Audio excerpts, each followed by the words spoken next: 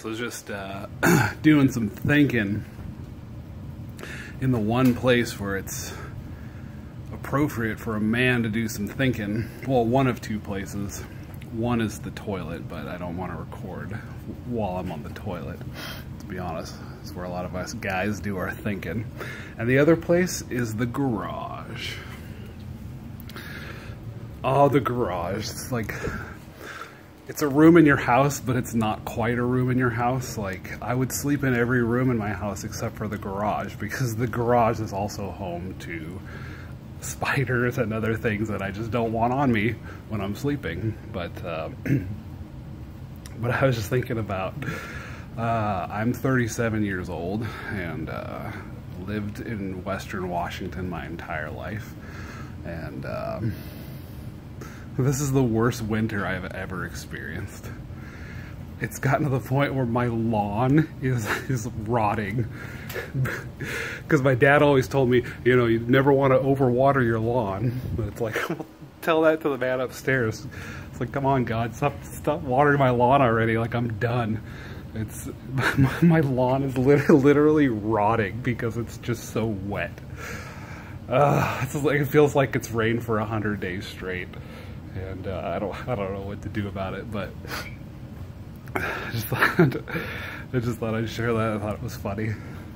It's sad, actually, but it's funny that my lawn's rotting. You know, we live in a state where it's like, for 9 months out of the year, our lawn looks terrific. It's just so beautiful. And then it just looks like crap in the summertime because it's just, nobody wants to water their lawn. And people that do are idiots.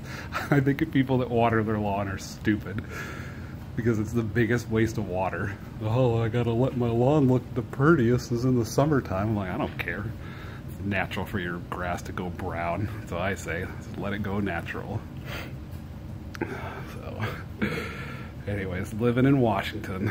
So anybody watching this that's not in Washington, it is possibly in California or Colorado or places that actually have seasons.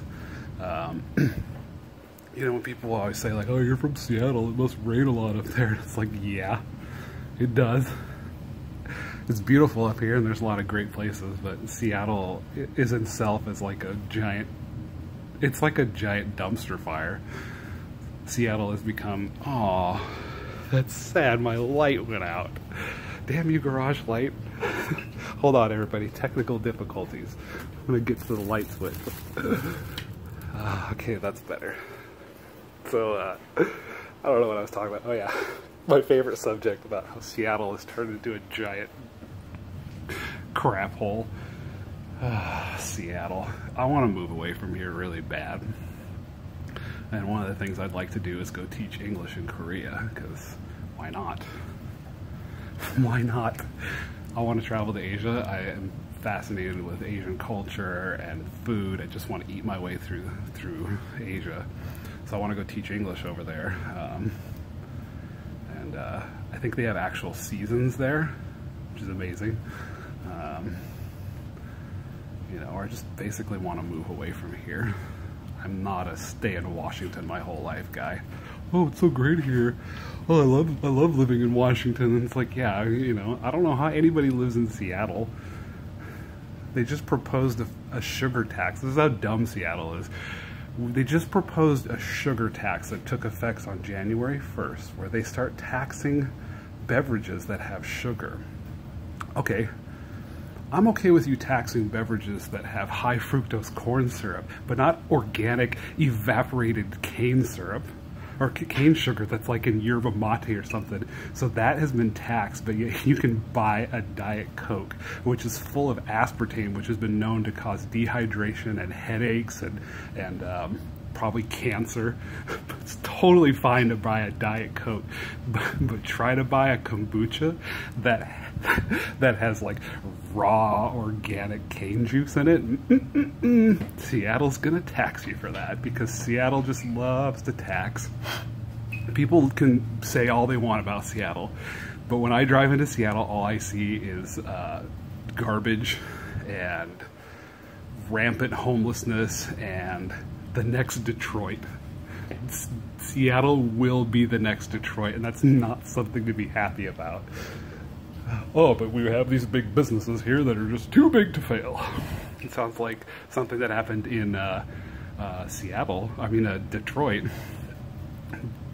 Businesses that are too big to fail will fail. Especially if you have a city that likes to tax businesses until they leave. Yeah, Amazon kind of sucks, to be honest. Thanks for bulldozing all the cool old restaurants in Seattle, like the Spaghetti Factory. I know, it's a spaghetti factory, it's a chain, but I love the Spaghetti Factory. So I'm kind of pissed about Amazon and gentrification and all that stuff, but it's bringing money into the economy, which is good. But at the end of the day, I just want to move. I don't understand how anybody lives in Seattle. It's so expensive to live there. It is like, and then they just want to tax you for everything, and they want to charge you, they want to start charging people by mileage instead of tabs on their car, like, how many miles do you travel to work? Because this is how much we're going to charge you now. Isn't this a brilliant idea? And yet it's going to take 5 years for us to get the light rail up to North Seattle. We're like in the Stone Ages, man. We're like still stuck in the 70s in a lot of ways. Anyways, enough about Seattle. I like the sports team in Seattle. I love the restaurants in Seattle. I love the touristy stuff that's down there, but the rest of it I could do without. But anyways, thanks for listening to my weird little rant. I'm gonna keep posting stuff like this because it's fun. Should I have a catchphrase or something when I leave the videos now, like, peace out everybody? Yeah, like, you've been listening to It's Easy with DZ. I don't know, I'm gonna come up with something, but have a good weekend, everybody. Bye-bye.